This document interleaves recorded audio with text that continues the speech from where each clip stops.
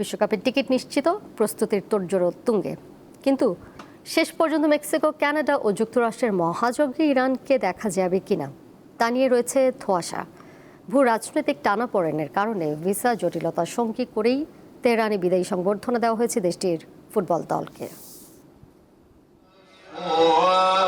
তেহরানের ইনকিলাব চত্বর, উপচে পড়া ভিড় দেখে মনে হবে বিশ্বকাপ জিতে ফিরেছে ইরান, কিন্তু বাস্তবতা বলছে ভিন্ন কথা। এটি 2026 বিশ্বকাপে যাওয়ার আগে ইরান ফুটবল দলের রাজকীয় বিদায় সংবর্ধনা। যদিও অদ্ভুত এক পরিস্থিতির মধ্যে দাঁড়িয়ে আছে দেশটি, বিশ্বকাপে ইরান শেষ পর্যন্ত খেলতে পারবে কিনা তা নিয়ে এখনো অনিশ্চয়তা কাটেনি। বিশেষ করে যুক্তরাষ্ট্রে প্রবেশ এবং সেখানে ম্যাচ খেলা নিয়ে বড় ধরনের শঙ্কা তৈরি হয়েছে। তা সত্ত্বেও যেন সমর্থকদের ভালোবাসায় কোনো কমতি নেই। বুধবার রাতে বর্ণিল আয়োজনে মঞ্চে দাঁড়িয়ে খেলোয়াড়রা ধন্যবাদ জানান সমর্থকদের, তুলে ধরেন বিশ্বকাপে নিজেদের স্বপ্নের কথা।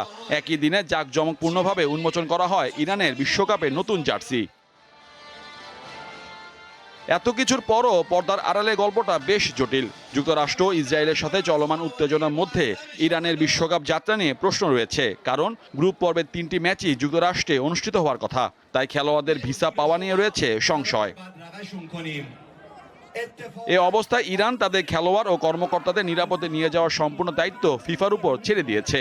মাঠের প্রস্তুতিতে নেই কোনো ঢিলেমি।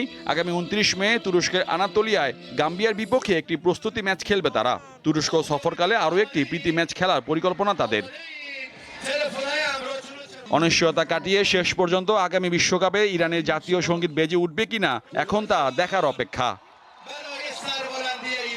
মোহাম্মদ হাসিব, দীপ্ত স্পোর্টস।